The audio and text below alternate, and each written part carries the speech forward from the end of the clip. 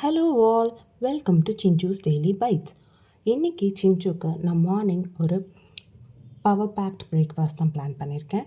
So morning drink வந்து உளுந்து பால் அண்ட் பிரேக்ஃபாஸ்ட்டுக்கு carrot buttons and tomato onion chutney. இந்த கேரட் பட்டன்றது ஒன்றுமே இல்லை, நம்ம ஜென்ரலாக மேக் பண்ணுற மினி இட்லி. அதில் நான் கேரட்டை வந்து இன்ஃப்யூஸ் பண்ணி போட்டிருக்கேன். ஸோ அது நான் எப்படி பண்ணியிருக்கேன் அப்படிங்கிறத ஒரு சின்ன வீடியோவாக நான் உங்களுக்கு காமிச்சிருக்கேன். உங்களுக்கு பிடிச்சிருந்தா லைக் பண்ணுங்கள். வாங்க இப்போ நம்ம வீடியோக்குள்ளே போகலாம். ஸோ ஃபஸ்ட்டு உளுந்தை நல்லா கழுவிட்டு அதை நான் குக்கரில் வந்து நல்லா முங்குற அளவுக்கு தண்ணி வச்சுட்டு ஒரு 5 விசில்ஸ் வர வரைக்கும் வச்சு நான் எடுத்துட்டேன். ஸோ 5 விசில் வந்ததுக்கப்புறமா உளுந்து நல்லா வெந்து இப்படி தான் இருக்கும். அதுக்கப்புறம் அந்த தண்ணியிலேருந்து அதை நான் ஸ்ட்ரெயின் பண்ணி தனியாக அதை நான் மிக்சியில் வந்து உளுந்தை மட்டும் எடுத்து வச்சுக்கிட்டேன். அந்த தண்ணியை வந்து நம்ம தனியாக எடுத்து வச்சுக்கணும். அப்புறமா அந்த உளுந்தை மிக்சியில் நல்லா போட்டு ஒரு ஃபைன் பேஸ்ட்டாக நம்ம அரைச்சி எடுத்துக்கணும். சைடில் ஒரு கடாயில் நான் வந்து என்ன பண்ணியிருக்கேன்னா நாட்டு சர்க்கரையை கொஞ்சம் தண்ணி ஊற்றி பாகாக்கி வச்சுருக்கேன். இதில் இப்போ நம்ம இந்த அரைச்ச உளுந்தோட விழுதை வந்து இதில் நம்ம இப்போ போட போகிறோம். இதை போட்டுட்டு நல்லா அதை மிக்ஸ் பண்ணி ஒரு திக்கான கன்சிஸ்டன்சி வரும். எந்த ஒரு லம்ப்ஸும் இல்லாமல் நம்ம அதை மிக்ஸ் பண்ணிக்கணும். அதுக்கப்புறமா அதில் நம்ம ரெகுலராக யூஸ் பண்ணுற காய்ச்சின பால் வந்து நான் இதில் ஊற்றிருக்கேன். ஊற்றிட்டு அதை நல்லா நான் வந்து கிண்டிகிட்டே இருந்தேன்.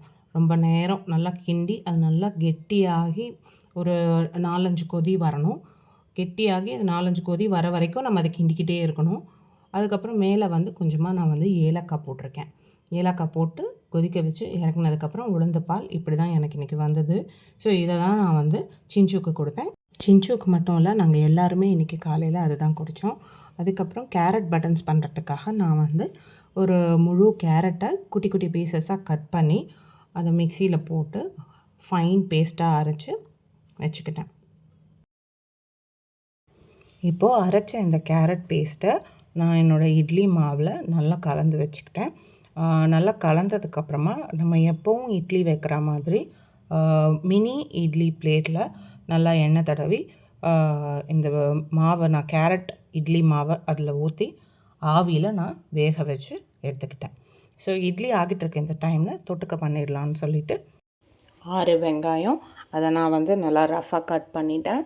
அதுக்கப்புறம் அதுக்கு ஒரு 3 தக்காளி எடுத்துக்கிட்டேன். அதையுமே நல்லா நான் வந்து ரஃபாக தான் சாப் பண்ணிக்கிட்டேன். நான் எதையுமே வந்து இந்த பர்டிகுலர் சைஸில் தான் பண்ணணுன்ட்டு நான் பண்ணலை. அதுக்கப்புறம் கொஞ்சம் பூண்டு, அப்புறம் வரமிளகா இதெல்லாம் எடுத்து வச்சுட்டு வாணலியில் நல்லா வதக்கிட்டு ஃபஸ்ட்டு வெங்காயம், பூண்டு, மிளகா இது 3த்தையும் நல்லா வதக்கிட்டு அதுக்கப்புறமா தக்காளியும் போட்டுட்டு அதையும் நல்லா வதக்கிட்டு 2மே வெந்ததுக்கப்புறமா அரைச்சி தாளித்து நான் தனியாக வச்சுக்கிட்டேன்.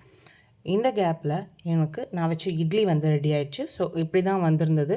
அதை நான் பிரித்து சட்னியோட சிஞ்சூக்கு நான் சர்வ் பண்ணேன். சிஞ்சு நல்லா சாப்பிட்டான்.